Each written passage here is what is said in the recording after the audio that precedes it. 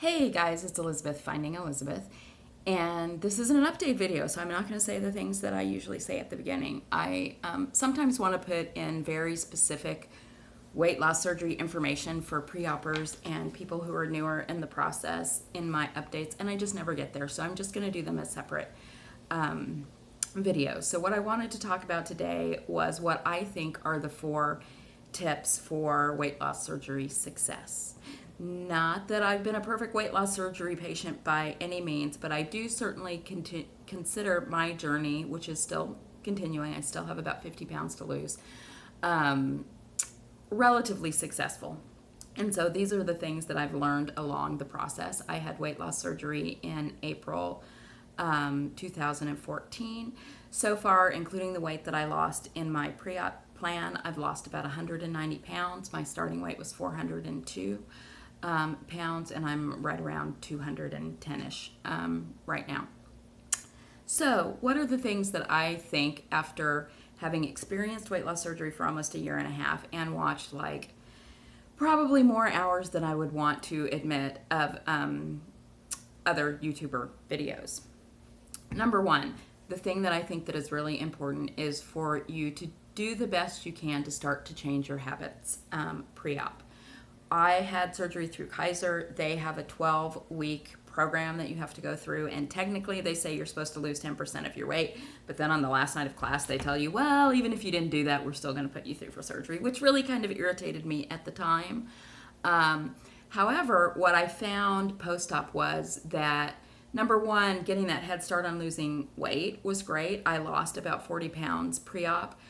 But even more importantly was that I had started to change my habits and started to break some of those addictions that I had to sugar, to fast foods, to a lot of carbs. I was not on any kind of intense diet pre-op. We didn't have a liquid diet. I mean, I think I was on liquids for like the day before surgery or something. And they did give us a diet they recommended. It's not really what I followed. I kind of started just making a change a week in terms of the habits that I had in my life. And really, my diet pre-op was about 1,700 calories, and I was able to lose 40 pounds. But what I found was that I didn't, by the time I had weight loss surgery, I had already beaten those, a lot of those cravings that I hear other people having post weight loss surgery. And I would imagine that those initial weeks post-op would be even harder than they are anyway, if you are still having a lot of those cravings and wanting to eat the, sweet foods, fast foods, things like that. So that's my number one recommendation. Try to change your habits, even, whether your program requires it or not. I would just, maybe a couple months in advance, start making small changes in your habits. Like for me, it was like 1 week I started recording in MyFitnessPal everything I ate, and I didn't change what I ate, but just to get a sense of the calories I was eating. And then I think I added, drinking 8 glasses of water a day. And then I added taking a walk. So it was like a month before I was really changing my food habits. And then I think the next thing was like, don't eat in the car, because I ate a lot of fast food in the car. And then it was like only fast food once a week. And then it was, I don't even remember at this point, but it was those slow progressive changes. And in like 3, maybe 4 months by the time I had surgery, because there was probably about a month in between when our classes ended and when I had surgery, I had lost 40 pounds and really made a dent in the unhealthy habits that I had. So that's number one. Number two is, as soon as humanly possible, once you're released to work out and focus on strength training more than cardio.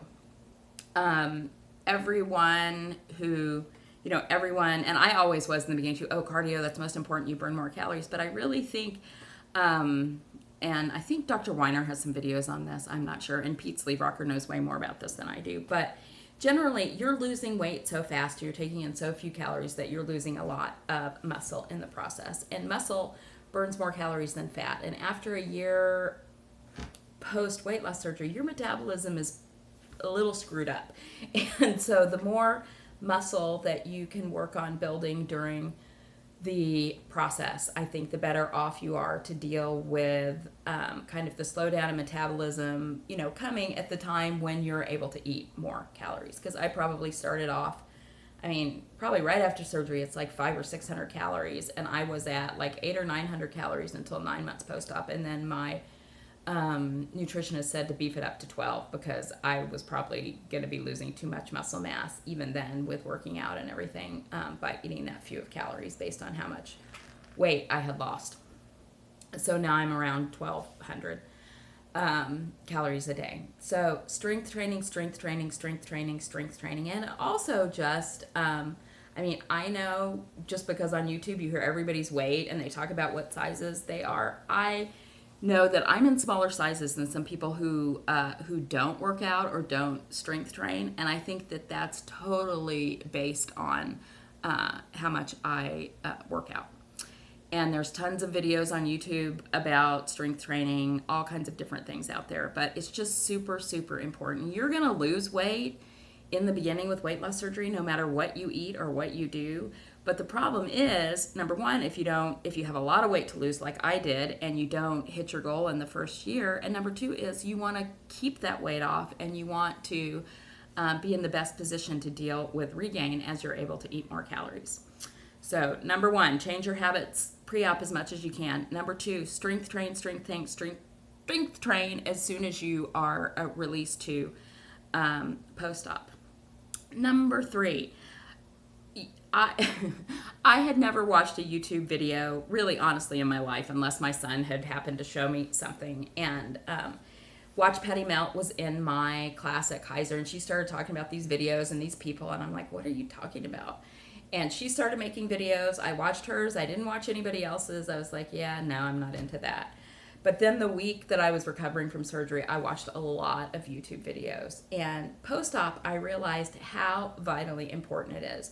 Number one, because every day, even now, I will watch a video. I mean, there's probably very few days that go by where I don't watch at least, 10 minutes of a video on YouTube because it keeps me connected to people who are experiencing the same thing I am. Because in my day-to-day life, I mean, I know a couple people who've had weight loss surgery, but the majority of people who surround me are not people who've had weight loss surgery and not people who are eating the way I am and trying to create the habits in my life that I am. So having that connection is really important. I say make YouTube videos, or if you don't make videos, really, comment, connect on Facebook, that kind of thing. I think it's really important in terms of building a network of support. And I've always been the person who said, I can do this by myself. I don't want anybody's help. I don't want anybody's opinion.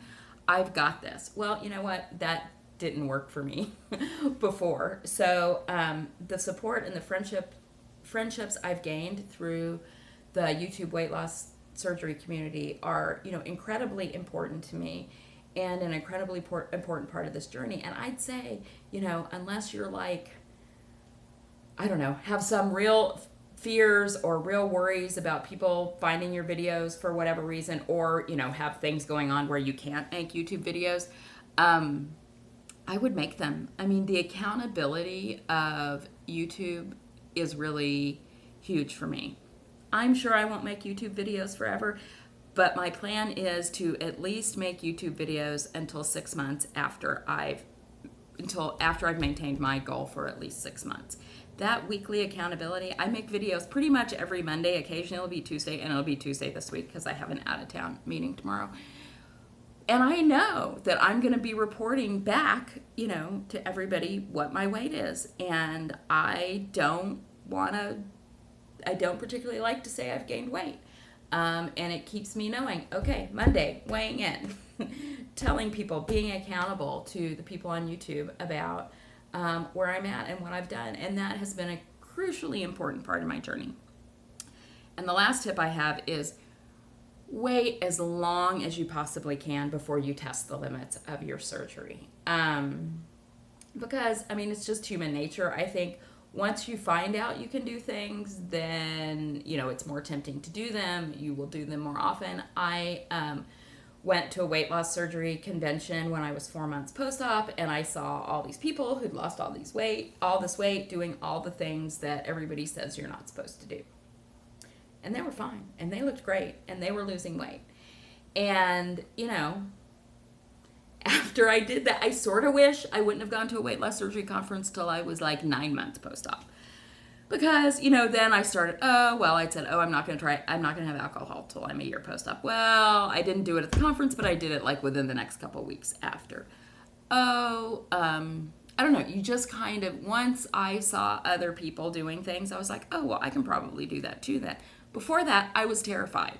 I was terrified of the effect, you know, I was terrified it would make me sick. I was terrified of the weight gain related to it, whatever. It is what it is. I mean, I've done fine after that, but I just think the longer you can wait before you test the limits, the better off you're going to be. So those are my 4 tips for weight loss surgery success. Number 1, change your habits pre-op as much as you can. Number 2, strength train. Number 3, connect with an online weight loss surgery community, YouTube, Facebook. Be engaged and involved if you can. Make videos. Accountability is hugely important. And number 4, don't test your limits. Wait as long as you possibly can before you test the limits of your surgery. So that's what I have. I hope you guys have a great week, and I'll talk to you later. Bye-bye.